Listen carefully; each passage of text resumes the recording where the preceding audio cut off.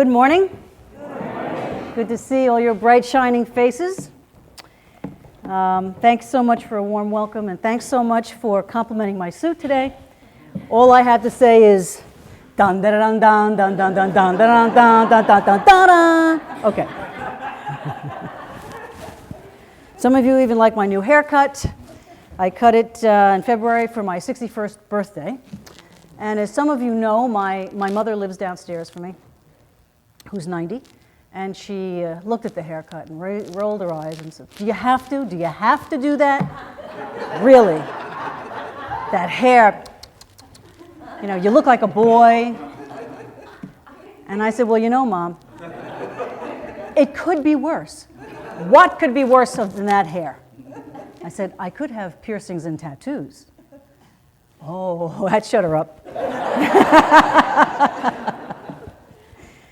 So today we have a talk on trust, and the title is An Exercise in Trust. We take something on trust, and you accept that it's true. You hear things like, believe me, I'm telling you the truth. Who hasn't heard phrases like this that are based in trust? Or maybe in family matters, the money was held in trust for the children's education. Or buy this product, it's tried and true. Many people have used it and it works. It's proven and it's effective. Or maybe from a jewelry salesperson, this ring, now trust me, is from the estate of King George. Or maybe you've heard, the check is in the mail. Or here's one of my favorites. The contractor says, now this renovation will take 2 weeks tops, and I'll be there till it's finished. And how many women haven't heard this during sex? Trust me, baby, trust me. So why should we trust? Well, because trust it's an essential part of living, and we humans need to trust. It's how we function well in society and in relationships and with God. But don't take my word for it. There's a wonderful Dr. John Gottman, and he's our country's foremost couples researcher, and he's done a lot of trailblazing research on the work of science of trust. And this is what he's found, that research shows there are low and high trust regions of the United States. For example, Nevada is a very low trust region. And Minnesota is a very high trust region. The Deep South is a very low trust region. And internationally, Brazil, only 2% of people say they trust other people. However, in Norway, 65% of people say they trust each other. So what are the characteristics of low trust? Fewer people vote. Parents in schools are less active. There's less philanthropy in low trust regions. There's greater crime of all kinds. Lower longevity, worse health, lower academic achievement in schools. So trust plays a vital role in living. They also have greater economic disparities from the very rich and the very poor in low trust areas. And the discrepancy between the rich and the poor in a country, it predicts more economic decline in the country. So trust impacts our lives in terms of health and mental wellness. Trust can lift depression, and it can guide us through calamity, tragedy, and sorrow. But what of broken trust? Betrayal. And betrayal is probably the most devastating loss a person can experience. When someone you trust lies to you, or cheats on you, or abuses you, or hurts you by putting his or her own self-interest first, then there's betrayal and loss. And unlike feelings of betrayal through someone's death, this betrayal did not have to happen. This was a deliberate or careless choice by those who did it.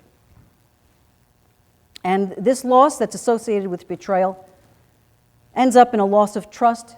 It brings grief, a loss of what was, a loss of a part of a loved one through illness, like in Alzheimer's, loss of emotional support through infidelity. But for there to be loss, there first has to be trust. And in my case, there was loss of trust at home and at school. There was plenty of physical and sexual abuse in my youth, which means a loss of innocence. It's hard to trust your family or any other authority figure when your true love from those people are gone, and there's no support and no protection of the child. It's very hard to trust after that. Emotional neglect also creates a non-trust. I can only rely on myself as the result. There were kids in my school who verbally abused me, and it became hard for me to operate in groups because of that. In my adult years, I started a business and I trusted an employee, and he stole thousands of dollars from me. I unconsciously hired him and recapped my youthful experience because it was familiar. That's what betrayal did. It was familiar to me, and I somehow recreated it. I had developed unstable and permeable boundaries. And when these betrayals happened to me, I felt a whole range of emotions. There was, of course, disbelief. There was confusion. There was shock. There was anger. There was vitriol. How could you do this to me? And I tried to understand why.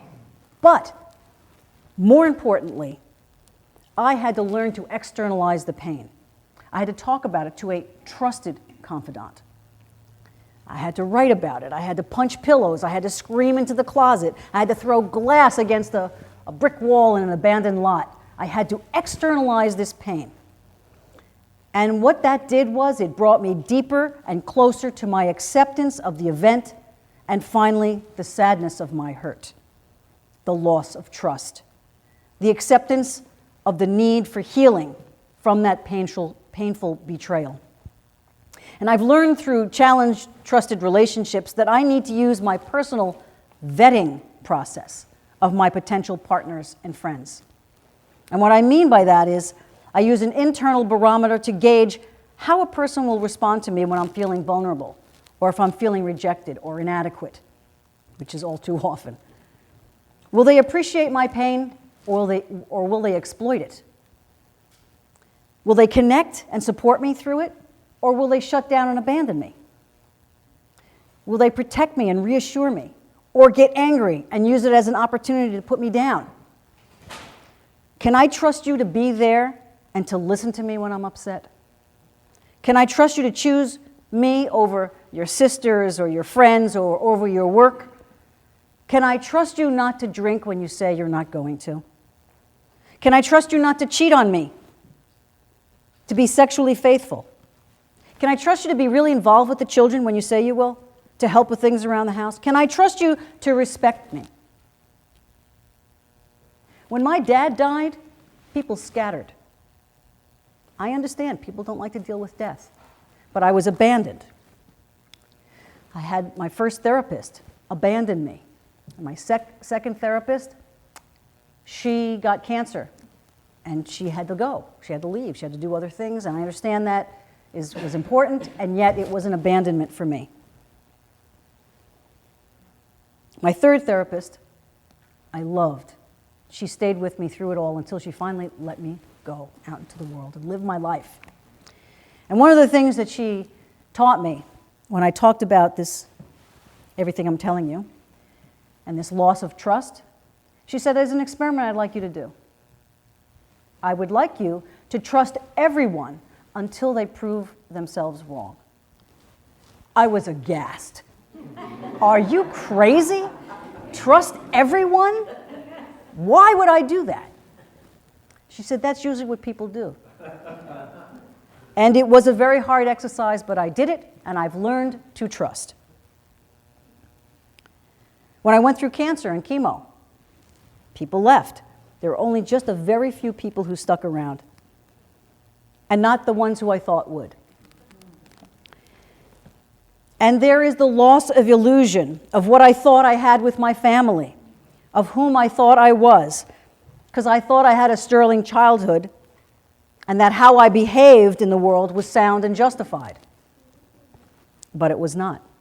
So when I lost the illusion of my reality, what took the place of it was self-doubt, another corroding spiritual, mental, and emotional element. And I'm not sure which is worse, a worse state of affairs, my overestimation of myself or the dogged self-doubt, although many times the overestimation is really the outgrowth of my self-doubt. Or my over or underestimation of God. Because if I'm going to doubt, why doubt God? Why not doubt my fallible perceptions? See, balance is the objective in my life, and I miss the mark a lot. So my question then becomes, what of my trust in God? Is that in a high or low trust region of my spirituality? Because I questioned God a lot. I had faith, but it wavered. Why did you make me gay? Why did I have to go through all those things I had to go through? Why? Why me? And I blamed God for every little thing in my life. But what I know now is that life is life. God does not look down and pick me and say, you're going to suffer this. You're going to be exposed to that. I don't believe that's how God operates. Not in my life today. And trust seems to go hand in hand with faith. Yet even when I have had faith, there were times where I lost faith, but I still trusted God. Because trust in God is a commitment. Faith is confidence. Jesus knew Judas was going to betray him, but Jesus trusted God to be brought to where he was meant to be. And I believe God is within each and every single one of us. So part of trusting myself and you is trusting God. And as Ralph Waldo Emerson writes, within man is the soul of the whole, the wise silence, the universal beauty, to which every part and every particle is equally related, the eternal one. The more I can trust myself, my intuition, the more I can trust God and others. Even when I don't trust my thinking, I do trust God.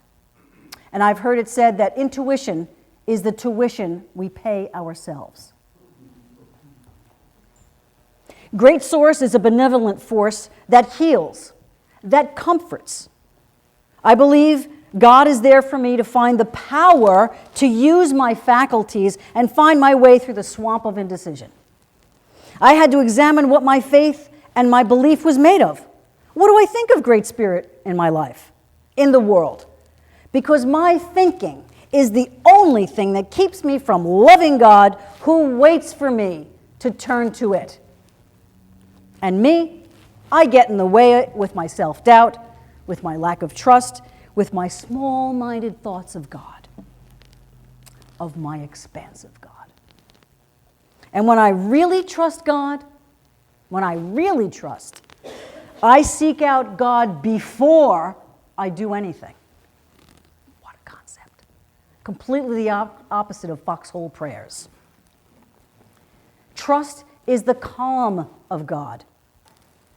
And as it is said in Psalm 46:10, be still and know that I am God. I spent years trying to change my external circumstances, change my history, rather than change myself to fit those circumstances. I had yet to learn how to tailor myself to a faith that works. I didn't fully trust God. So if I changed the game, then I thought it would be okay. And it usually was for a while, until the next situation arose, and I simply could not change it, or the reality was starkly staring me in the face.